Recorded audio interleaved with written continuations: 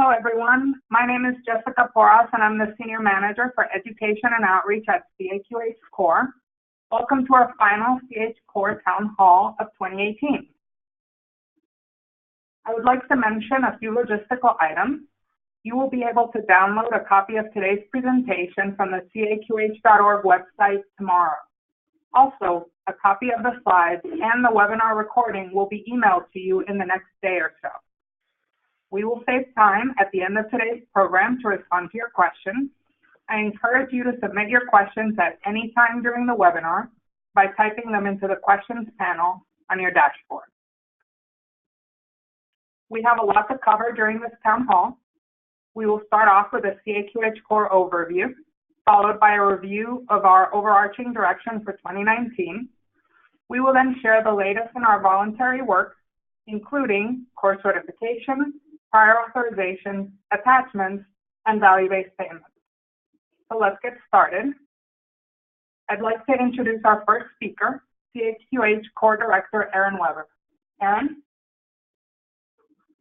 Thanks, Jessica, and thanks everyone for joining us today. Happy almost Halloween.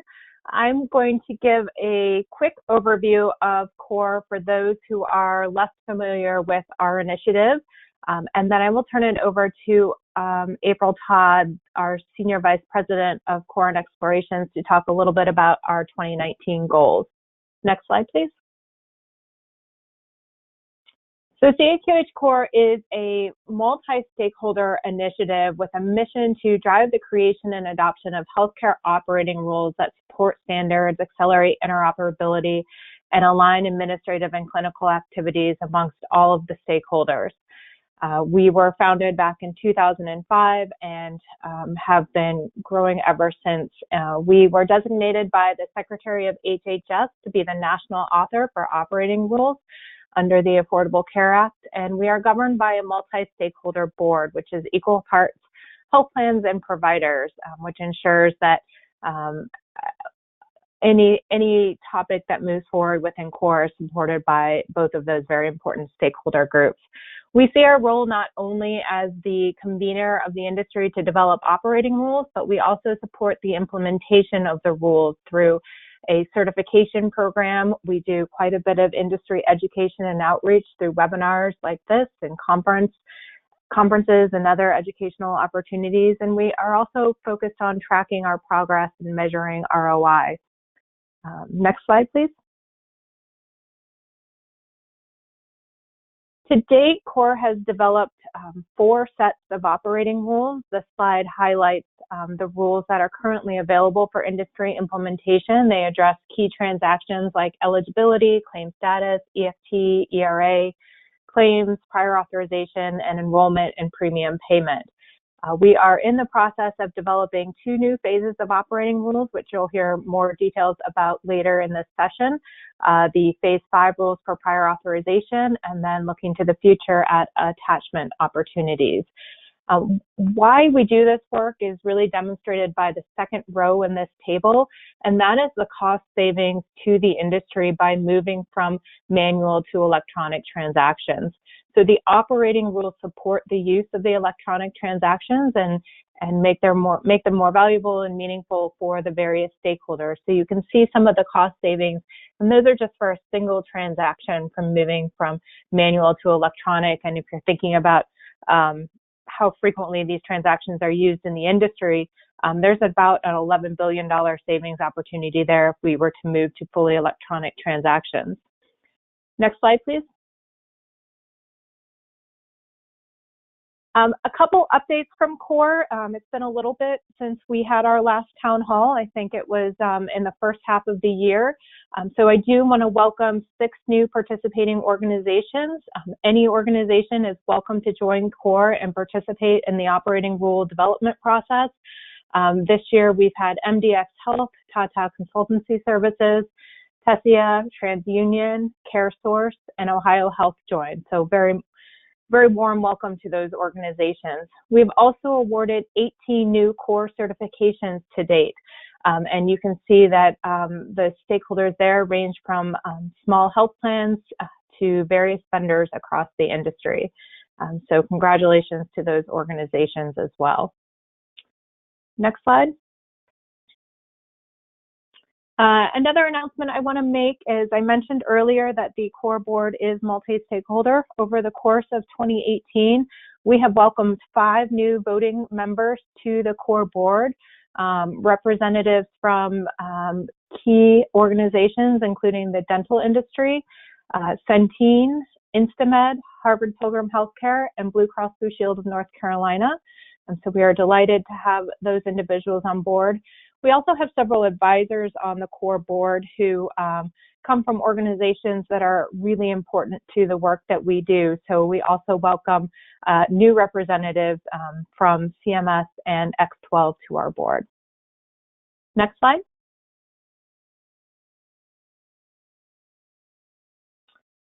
The other bit of information I want to share that has happened since our last town hall is that we did release the latest edition of the CAQH index in June 2018.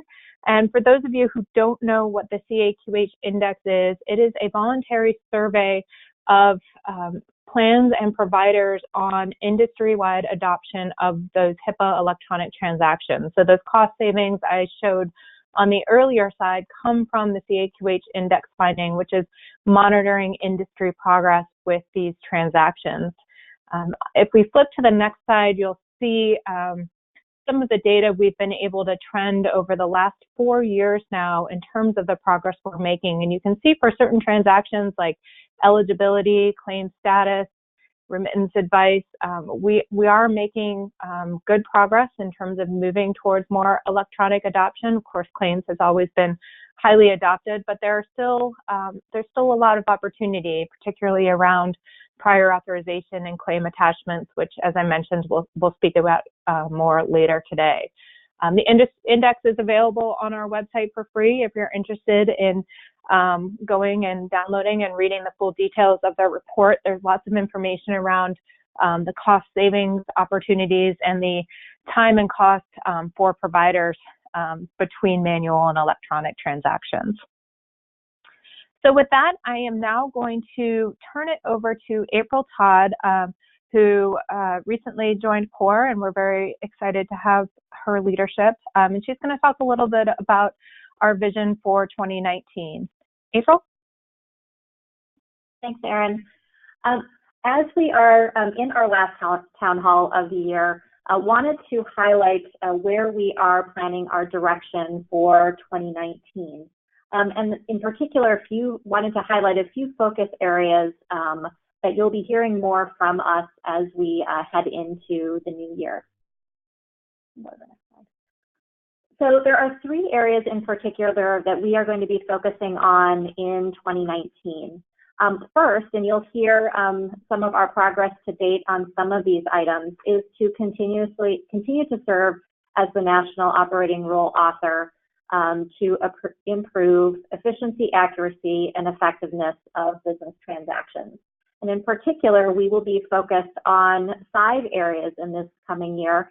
One will be continuing our work on prior authorization, also continuing our work on attachments and advancing that more into 2019. In addition, starting work on acknowledgements, more detailed work on value-based payments, and working on some rule enhancements as well. So you will hear more about this later today, and definitely more about this as we go into 2019. A second area that we will be focusing on is to effectively serve as a gold standard industry certifier for operating rules. In particular, you will notice that we will be putting some targeted efforts in place to increase certification in areas that we are seeing lower adoption of operating rules. In particular, this will include phases 3 and 4, as well as a focus on Medicaid and the dental industry. Secondly, also wanted to give a preview of some work that we are working on related to recertification as well. As the industry, as technology is advancing in the industry and we do rule enhancements and updates, there will be a need to recertify and evaluate conformance with our certification processes. So you will also hear more from us in the next year around our process for recertification. And then lastly, we have a goal of evolving our core model around rule development. We want to continue to bring value to the industry, and so we feel there are some improvements that we can make to our process that can bring more value to the industry. And this last goal is one that I want to spend a bit more time on, giving you a sense of where we are going.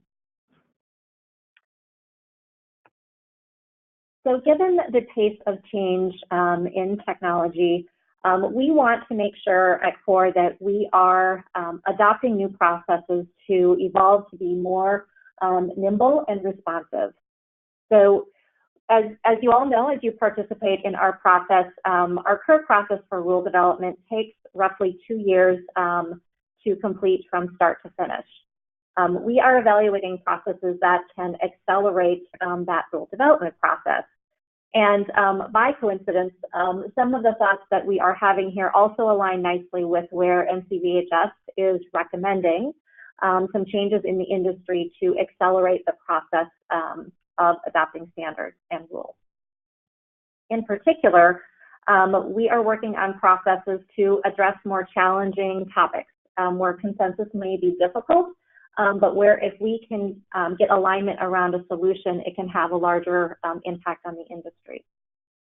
So some of the processes that we have under development include tightening the timeline and scope of some of our advisory groups, applying new methodologies to our rule development process to increase the pace and output of our rules, and bringing together smaller group of stakeholders to work on pilots and measure ROI on some topics that may be more contentious where we are not able to get initial alignment. So in particular, if you compare what we are working on for a modified methodology to our existing process is one that has moved along a very linear process where it results in one major outcome at the end of a 2-year process. What we are working on is what I would call a more agile or lean approach, where we can do shorter iterations of rule development in smaller chunks and develop, test, and deploy those, refine them to get rules out in the market quicker, and also be able to test some of those topics that may be a little more challenging and be able to get ROI of those potential rules out in the market so we can encourage adoption of those rules that tend to have the biggest impact. So these 3 areas of the goals that I went over are ones that we are going to be working on here through the end of the year. You will hear more from us into the coming year, and we look forward to working with you all on these new processes. So with that, I will hand it back over to Erin. Great. Thanks so much, April. Before we go into the detail of some of the key core initiatives that are occurring right now, I want to give everyone a quick update on some of the activities that are occurring in our industry at the federal level. April mentioned some work that NCVHS is doing, and if we could move to the next slide, I'd like to kind of summarize that activity for you all and talk about how you can get engaged. NCVHS is the National Committee on Vital and Health Statistics. They are a federal advisory committee to the Secretary of HHS with responsibility over both the standards and operating rules for administrative transactions. They have spent the past 2 years working to identify opportunities to increase the predictability and impact of new standards and operating rules for the industry. They've had several industry meetings and gatherings over the course of the last couple years with a goal of developing what they're calling a predictability roadmap to improve the education, outreach, and enforcement of standards and operating rules to support the industry process improvement changes and enable timely adoption, testing, and implementation of updated or new standards and operating rules. CAQH Core has been actively engaged in this initiative, and I'll talk a little bit more in a minute about the draft recommendations themselves. Next slide.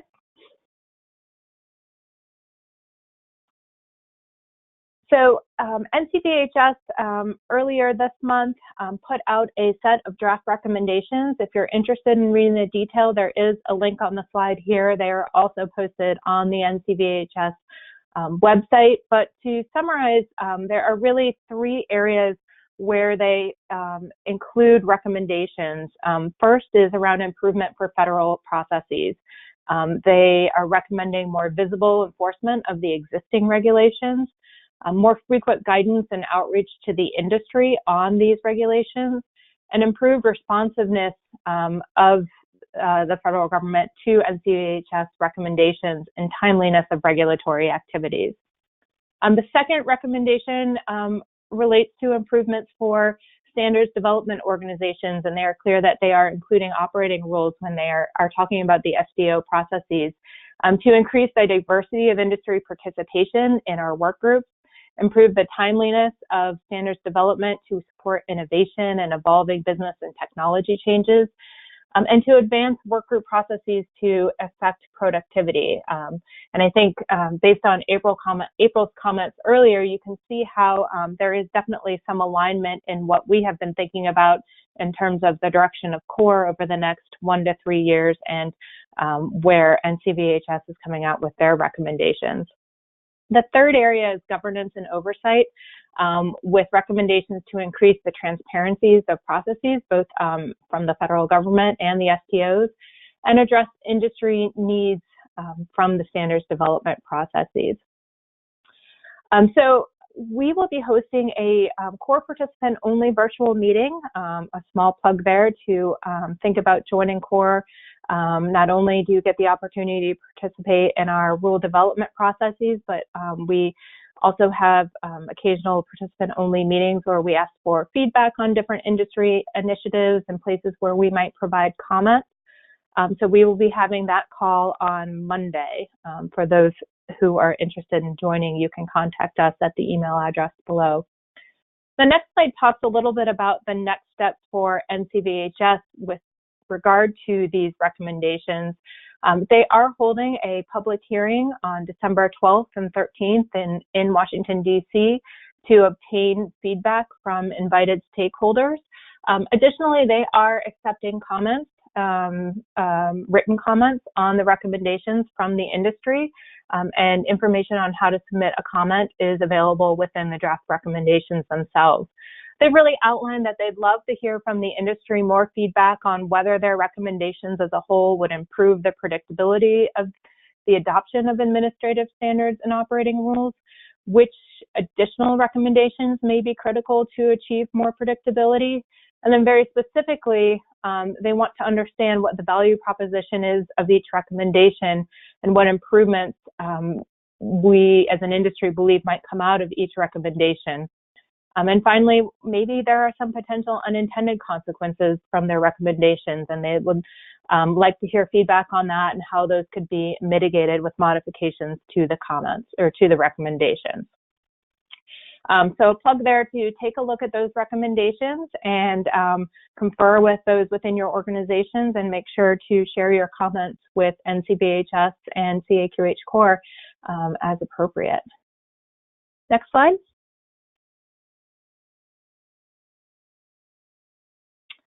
So just two other items of note at the federal level. The first is the Office of the National Coordinator earlier this fall put out their call for comments on the Interoperability Standards Advisory, or the ISA. This is a tool on ONC's website where anyone can go and get information on available interoperability standards and implementation specifications that can be used by the healthcare industry. Just last year, they added administrative transactions and operating rules to the ISA. And so CORE did submit a comment letter to provide recommendations and comments on how to update the ISA for 2019. And there's a link here if you're interested in seeing our letter, and also a link to the ISA itself if you're interested in checking it out. It's a great tool for the industry. The final federal update I have is that just a couple weeks ago, HHS did put out their fall 2018 Unified Agenda. The Unified Agenda is a list of all of the administration's upcoming potential regulations. And so they did note, as they have in past Unified Agendas, that a proposed rule for the adoption of standards for healthcare attachments, acknowledgement transactions, electronic signatures, and modification to referral, certification, and authorization standards is there. The date that they have put forth is December of this year.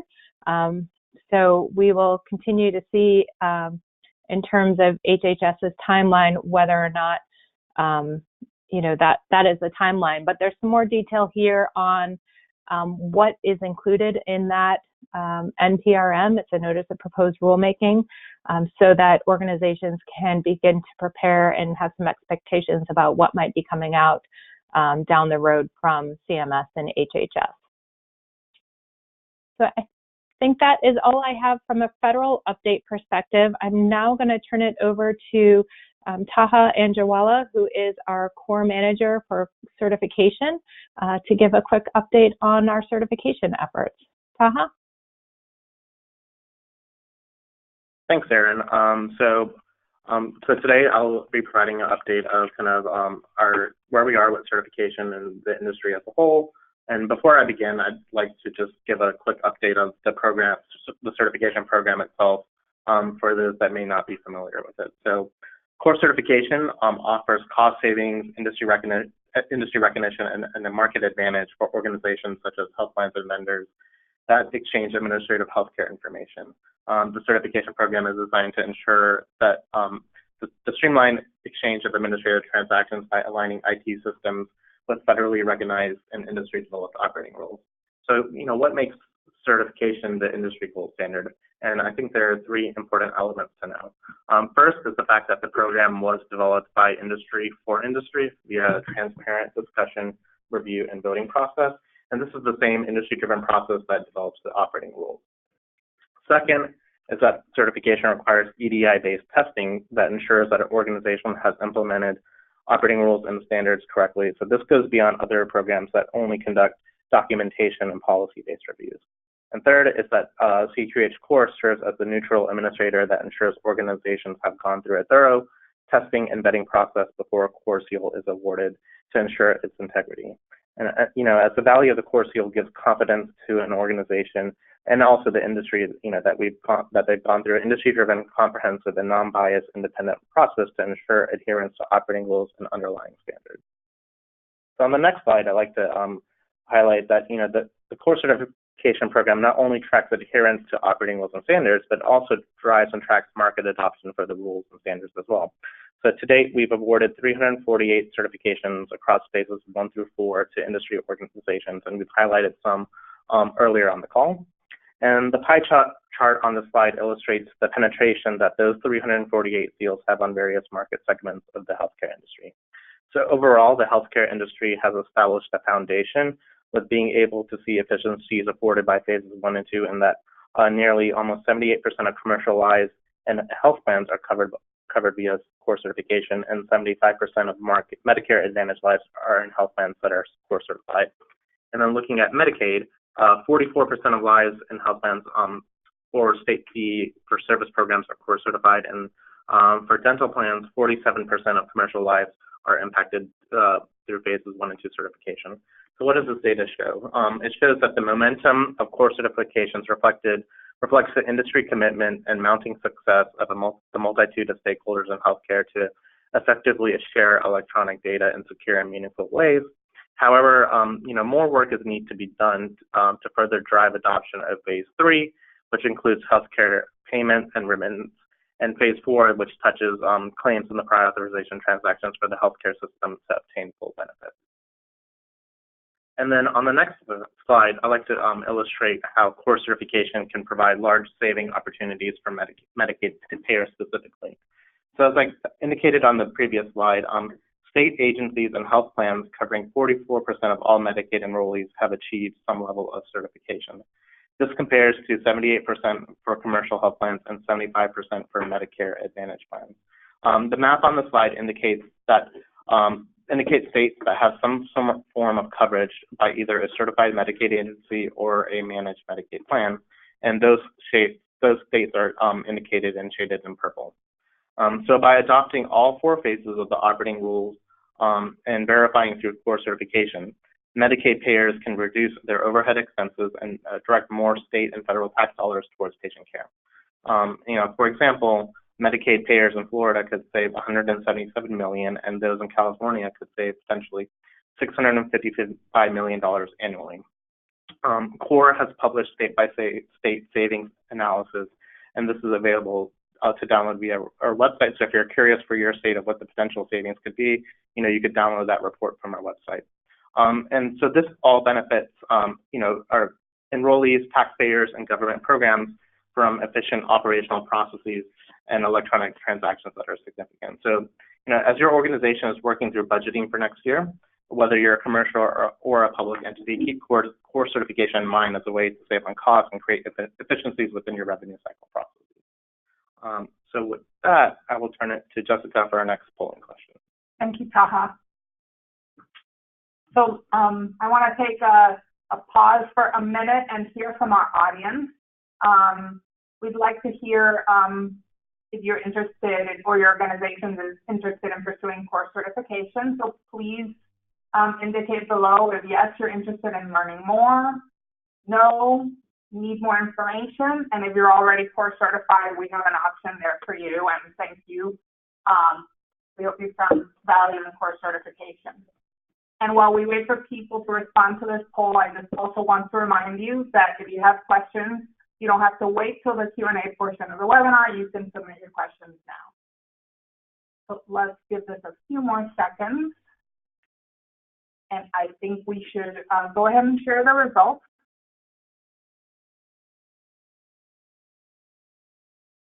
So this is very helpful for us.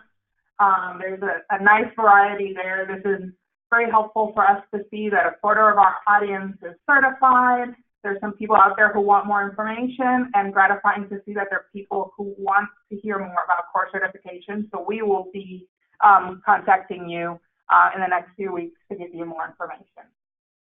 And with that, we're going to continue with an update on our work on value-based payments. I'd like to introduce Lena Geber-Mariam. Oh, forgive me. I would like to introduce, we're going to talk about prior authorization, forgive me. So we'll continue with CAQH Core Director Robert Bowman. Bob? Great, thank you, Jessica.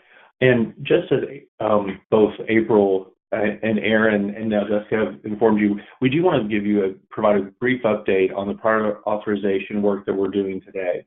So if we can go to the next slide, you'll see that the work that we're doing really derives from much of the discussion that has happened over the last couple of years within the industry. With the initial publication and launch of core certification for phase 4, which includes infrastructure requirements for the prior authorization transaction, the 278 transaction, as well as much of the work that has been taking place in the government as well, like as Aaron mentioned with NCVHS, they have recommended that the industry look at this particular transaction and work on this particular process, the entire prior authorization process from soup to nuts. And what can we do as an industry to move adoption of standards, move forward with the adoption of better processes, better workflows, both at the provider side as well as the health plan side. And we saw some of this, particularly this past year, with the July meeting of the Health Committee and reducing healthcare costs, decreasing administrative spending. This was a significant topic of that particular committee hearing. There have also been many industry statements published this year, both from the AMA, WEDI, HL7, CAQH Core. We've done a lot of work as an industry, lots of discussion around this particular topic.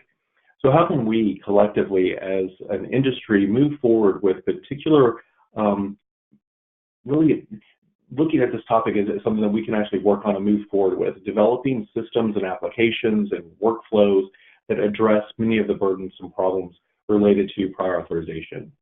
And if you go to the next slide, you'll see that much of this process today is still a very manual process, both on the workflow that the provider has, the workflow that the health plan has, how a PA is submitted to a health plan, how a health plan responds to a PA. It's fax, it's an IVR phone system, it's through a web portal, so it's a lot of data entry, lots of manual clicking on the keyboard to get that process initiated and to even get the response back. So how can we, again, as the industry, building on the foundation of phase 4 operating rules, which really just allow the infrastructure for the conduct of the EDI transaction, how do we move forward? What else can we look at? Well, CAQH Core did launch an advisory committee and a subcommittee to address particular issues. And on the next slide, you'll see some of the work that we've accomplished to date related to the data content requirements for the 278 transaction. And this is the prior authorization request and response transaction. It is a paired transaction, so it's two different ones. One's a request and one's a response. And the advisory group and our subgroup identified very particular challenges to the PA process. And we've also identified some high-level solutions. How can we then look at specific requirements and develop those requirements related to the 278 data content to help address those particular PA process challenges? So I'll draw your attention to the right side of the slide. And we looked at very specific focus areas for these types of requirements. And so these kind of require, if we have problems with identifying patients or subscribers or a member, right, all these different terms that we use, which is also confusing, how do we ensure that we can properly match that patient or member on the health plan database when that request comes in, that we found the exact member that the provider is requesting a prioritization for. So we look at very specific data elements within the 278 inquiry and have requirements around how they're processed. When they're submitted, how does the health plan address that? So that's kind of the nuts and bolts of how we develop the rule. We look at these challenges, we develop high-level solutions, then we define very specific requirements.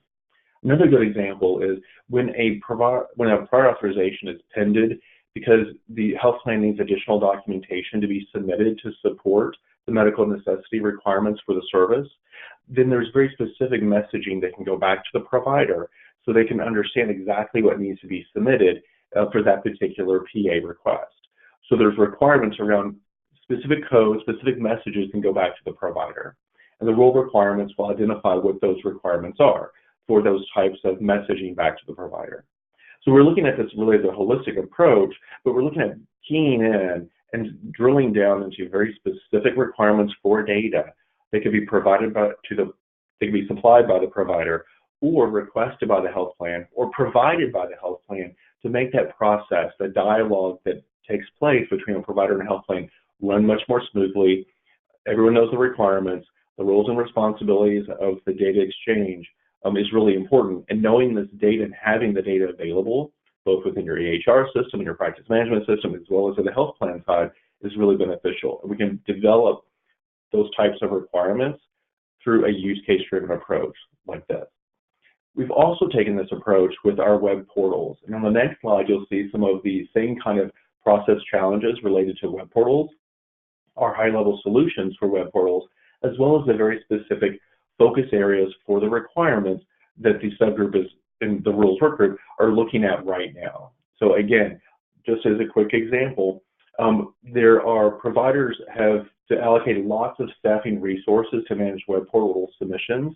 If the average provider submits PAs to 22 different health plans, that's 22 different portals, tools that they have to have username, login, passwords. They have to know the terminology that's specific to Aetna, Humana, Cigna, United, every Blues plan, their Medicaid and their state, Medicare, all those different types of field name labels, they're all different. And it's the burden on the provider to identify what those are, what data goes in those fields.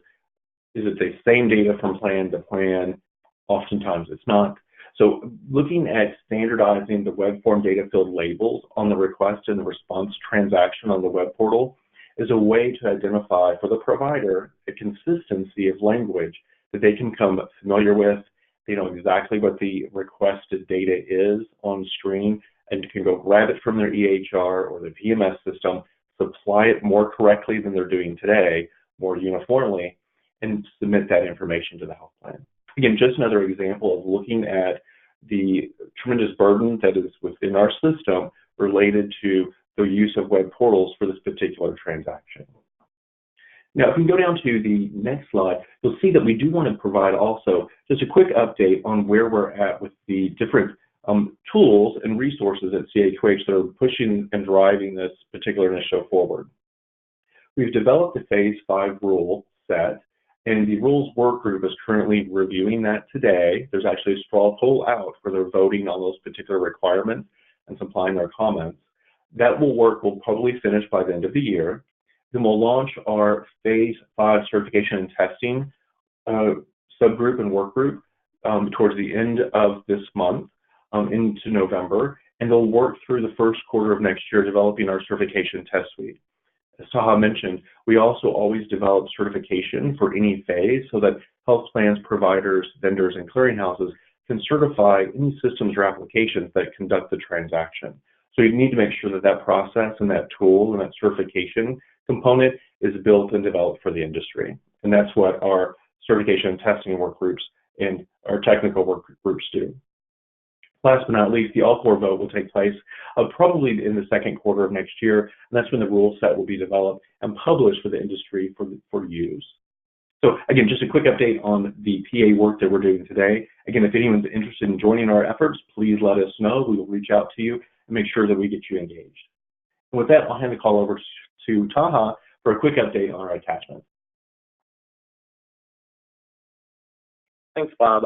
So I'd like to kind of provide everyone a quick update on kind of where CORE is on our attachment work efforts. So on the next slide, and before I begin in sharing some of our insights from our environmental scan, I'd like to kind of point out that although there's no current HIPAA standard for electronic attachments, the industry is still moving forward towards building approaches to drive adoption of electronic attachments. And given CORE's mission and vision towards solving industry challenges on additional documentation, this is a critical goal for us. And we like to use our integrated model that CORE is committed to provide solutions and guidance around attachments, with or without a federal mandate. And with that in mind, CORE will keep key principles in mind when drafting, rules and guidance around attachments. And so, for example, we plan to build implementable solutions that build off existing efforts versus, creating brand new approaches. And we also will work in unison with existing standards to ensure we don't repeat or contradict anything that already exists. And another principle that we'll value is when building attachment guidance, we like to address the most common business scenarios that stakeholders will use to create ROI. And we'll do this by identifying and prioritizing top opportunity areas found during our environmental scan, with the help of our core participants, which leads me into the next slide. So, over the course of this past year, we've engaged in an industry-wide environmental scan to really understand how various stakeholders are exchanging additional documentation today, and also to try to learn about industry trends, best practices, and challenges related to the adoption of electronic attachments. And we've interviewed nearly 40 stakeholders to date, from providers, vendors, clearinghouses, government agencies. We've tried to get a good profile from large organizations to small. And now I'd like to highlight some of our early findings from our environmental scan, which is a preview of more insights later to come. So in looking at, attachment profiles, we found that, the primary method of receiving attachments today is mail and fax across, claims and prior authorization business processes. And, a big barrier for providers to submit electronic attachments is that there's minimal support and adoption for attachment submission via EDI by health plans and also practice management systems. So there's more work to be done in that space in order to drive and increase electronic attachment adoption. And then in review of some of our findings in terms of data content, we find that the most common electronic formats being exchanged today are PDF and image files. And, the future desired state expressed by health plans and vendors include standards for structured data, such as using an HL7 CDA format. And then in terms of infrastructure, most organizations have indicated that the use of acknowledgements should be addressed by stakeholders. And we're aware that this proposed in the unified agenda for an attachment standard, so more to come on that. And further, stakeholders have reported that operating rules such as connectivity and security and response time are important elements that should be considered alongside an attachment standard. And lastly, looking at adoption, there's a mixed sense in that some organizations are ready to implement an attachment standard versus others do not want to take the don't want to wait and invest until an attachment standard is mandated. So, but we're finding that most organizations have launched pilots for various protocols, including using the X12-275 transaction, using direct messaging, HL7 FHIR, and also clinical data repositories as different methods of figuring what works best for the organization while we wait for industry standard. So next steps for CORE on attachments includes monitoring federal activity around the timing of the NPRM, and also looking at timing an advisory group to really define some of the really understand and define the top priority areas for focus for CORE.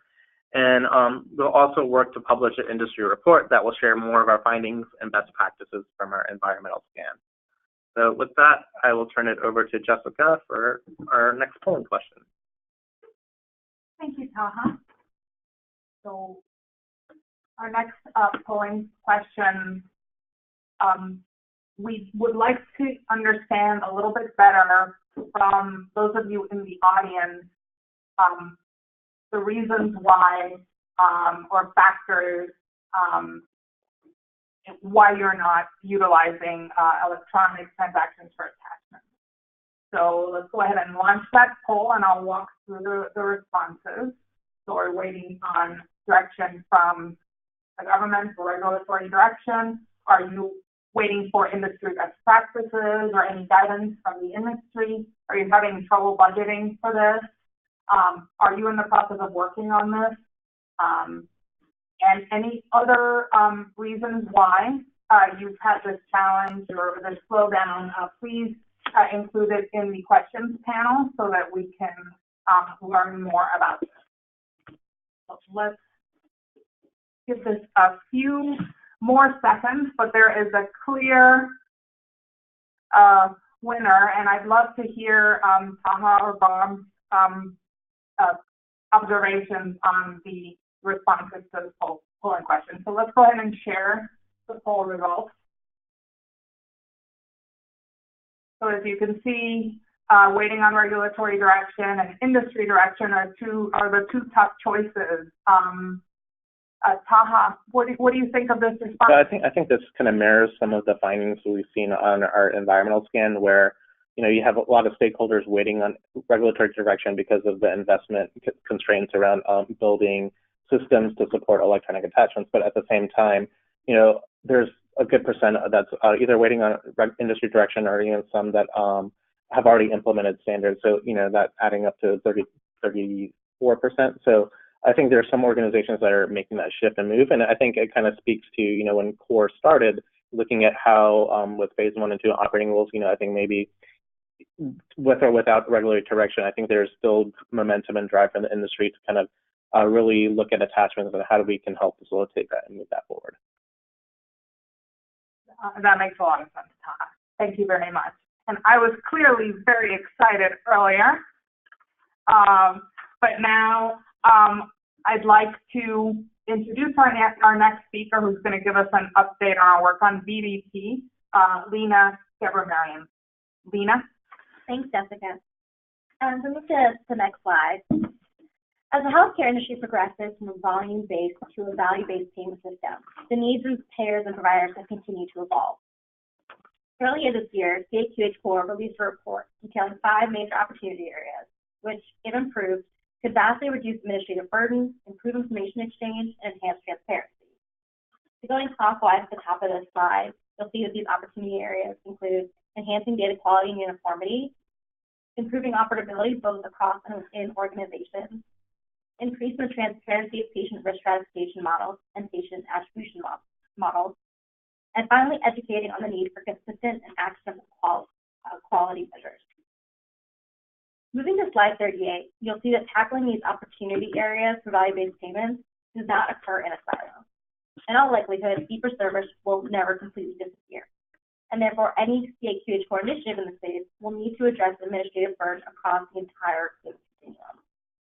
An industry-wide solution meant to address burdens associated with accountable care organizations, for example, in a shared risk model, will not come at the expense of those participating in fee-for-service or global payments on either end of the spectrum. Continuing to slide 39, you'll see that CORE is approaching our work with EVP similar to how we've approached our fee-for-service operating rules. So let's take a look at the X12 270 271 healthcare eligibility benefit inquiry transaction, for example. This transaction was created to address providers' need for patient coverage information that was delivered in real time. However, the transaction was being used inconsistently across the industry. Our operating rules then require the submission and return of certain uniform data elements in real time, such as patient financial information, which increased electronic adoption. The RDAP initiative, we're looking to tackle similar administrative burdens.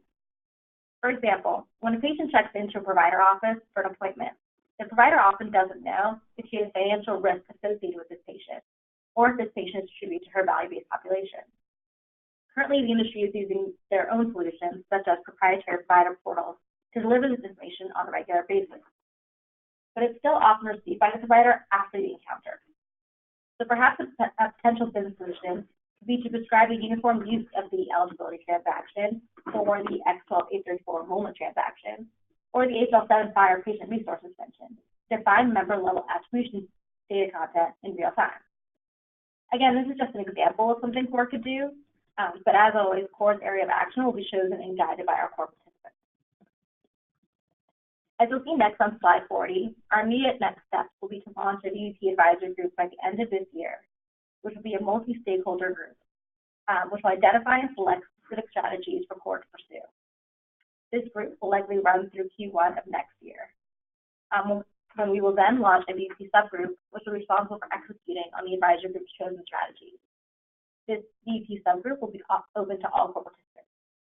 And you'll receive more updates on the work of the advisory group and this subgroup as we move into 2019. So with that, I'm going to hand it back to Jessica to start our Q&A. Thank you so much, Lena. And now we have time for Q&A. We've already received several questions, but I'd like to remind you to please submit your questions by typing them into the questions panel on your dashboard.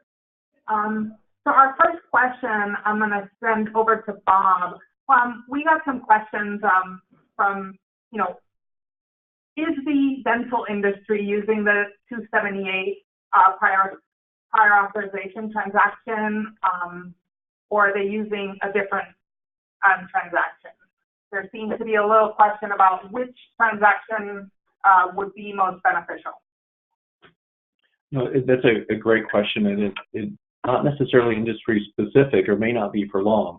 Although dental has its own process for doing things, and that process today usually includes the claim form, the 837D claim format for a predetermination, or an 837 pre-D, if you're really in depth of EDI. And that predetermination claim allows dental providers to submit a kind of a fake claim in to see how it would pay and what if the service is covered or not. It's kind of like a prior authorization. It pre-approves and finds out exactly what the benefits are for a particular member for a service. So the dental industry has gone down that path of adopting the 837 pre-D rather than the 278. Now, there are some dental plans that do process the 278 transaction for prior authorization. I think they're few and far between. But CAQH Core, we are a member of the ADA, their Administrative Efficiency Summit, and this is a topic that they are addressing. So there may be more information on the ADA website related to that particular summit and the work groups that have been established there. So there's more information coming out to address prior authorization and 837 pre-Ds. That said, the latest versions of the X12 transactions that are being currently underdeveloped, still just drafts, so they are related to the 837 professional institutional, they also will contain this predetermination component. So it could be something that the rest of the industry can also use as a way for addressing usage, prior authorization type information as well. So more to come for the industry for sure. Thanks, Bob. I've got another question that I think I'm going to send to you, Bob. It's regarding the safe harbor requirements that are contained in the phase 4. voluntary operating rules. Could you talk a little bit about that? Yes, definitely. There are both sets of, and pretty much all of our sets of rules from 1 through 4, including 5, basically rely on a safe harbor connectivity requirement. And that basically allows providers, vendors, clearinghouses, and health plans to look at and use a very specific connectivity method to conduct these HIPAA transactions. So it allows them pretty much over the internet. It's a web protocol. It's kind of everyone uses this one particular method, allows for ease of development of applications, software, connectivity, testing. It really kind of simplifies that process. So, so with that in mind, that particular type of connectivity from a phase 2 to a phase 4, the differences are really around security or a particular type of protocol. So in phase 2, we use SOAP and MIME, not to get too technical, and in phase 4, we use SOAP only. So it doesn't mean that you can't still conduct the transactions with MIME or through a FHIR API or through any other means that you wish. But it does require that if a provider wants to submit a particular transaction to a health plan using the safe harbor to a health plan, the health plan has to submit that ground floor, that ground level type of connectivity, because that's the floor, not the ceiling. So the ceiling could be any other forms of connectivity you want, FTP, SFTP, MIME, FHIR applications, any type of connectivity that you want or can think of can still be used. There's no limits on that, but you at a minimum have to support an inquiry or request or a claim submission using the particular version of the safe harbor for that phase. Thanks, Bob. The next question I'm going to send to Taha. The question is, what do I need to consider before I start the phase 4 course certification process? Yeah, great question. So one of the first things in mind with certification, there's a 4-step process, and the first step when you're thinking about certification is really trying to understand your systems and doing a lot of the pre-planning for certification. And one of the most important tools that we have to kind of start you on the journey for certification, not only just for phase 4, but for phases 1, 2, and 3, is our analysis and planning guides. And these guides are tools available, and they're for free, that provide checklist, provides your organization of mappings of where to go, what information to find, and kind of outlines requirements rule by rule to really get to see if your systems are compliant, if there are any sort of remediation efforts that need to be made, and really documenting your progress along that way. So the best tool to use and the best thing to kind of start you on certification is that analysis and planning guide available for each phase. And also, I would also recommend reaching out to core staff, because we'd be happy to provide you with a one-on-one call to kind of walk you through the different elements of certification, kind of how it tailors to your organization, and just just providing you a good level of support as a way to kind of start you with certification as well. So I would also recommend that as well.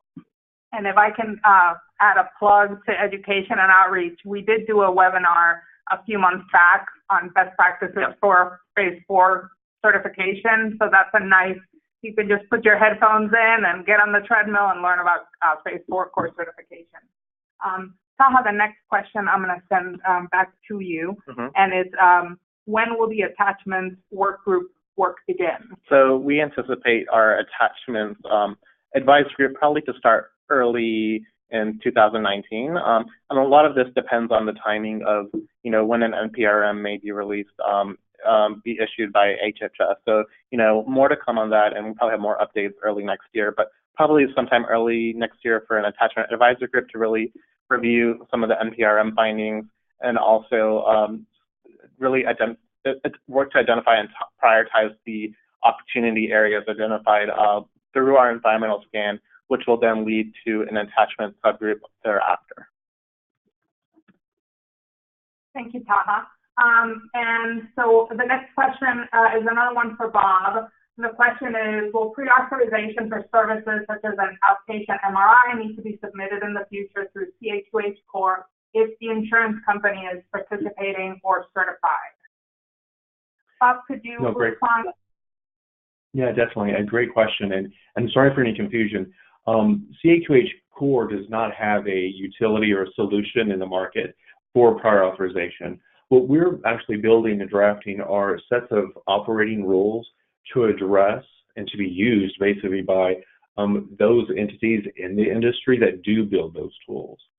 So if you have a software vendor or a clearinghouse, a practice management vendor, an EHR vendor, a health plan that has their own submission tools like a web portal, our operating rules fit over their software, their applications, their solutions. So it makes it easier for the industry kind of to move forward lockstep through both infrastructure and data content. So we, CAQH Core, do not have a solution in the marketplace for prior authorization, but if you are using one, if you contract with a clearinghouse, if you use a vendor tool, they will be installing basically the requirements within their software, within their applications of what Core, the body of Core, the industry participants of Core are deciding now on what that should look like as an industry. So there's no particular utility. You won't go to caqh.core.com and submit a PA. You'll go to whatever you prefer to use, if it's a clearinghouse or vendor or something like that. So sorry for the confusion.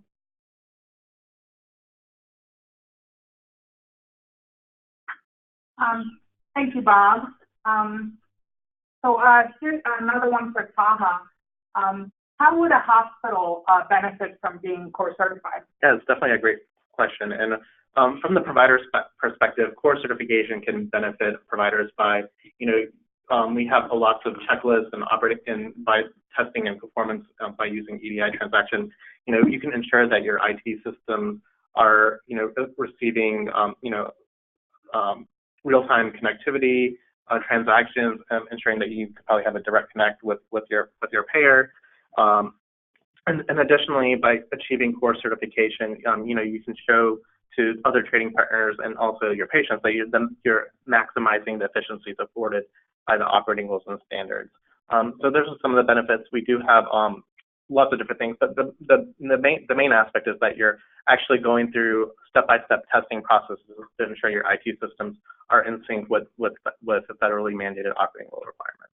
And then hopefully with the value add of being able to see some of the ROI by implementing and ensuring that those systems are following those requirements as well.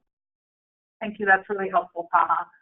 So we got a question, that an organization's interested in participating in both the work we're doing on prior auth and attachments. So what do they need to do to start working with us? Taha? Sure. So we do have a formal application form on our website. So one of the first steps is, just contact core@caqh.org, and we'd be happy to kind of start the conversation there. And we will work with you to fill out the application form. We can set up an introductory call to kind of provide you an overview of what the benefits of participation is and kind of get you on board. That's great. And so with that, we are out of time. On the next slide, we have some information on, how to engage with us and the different ways that we engage with industry and that industry engages with us on our work. And again, if you want to learn how to become a Core participant, please contact us on our website. On the next slide, we've got a listing of the next few webinars that are coming up. Erin had mentioned our participant-only webinar on the NCVHS Predictability Roadmap recommendations. I'd also like to put in a plug for a webinar on November 14th on EFTRA, where we're going to have speakers from X12 and Ohio Health. We're really excited about that. And then we can go on to the next slide. And in this webinar, I'd like to thank our audience for joining us today, and I hope you have a great rest of your day.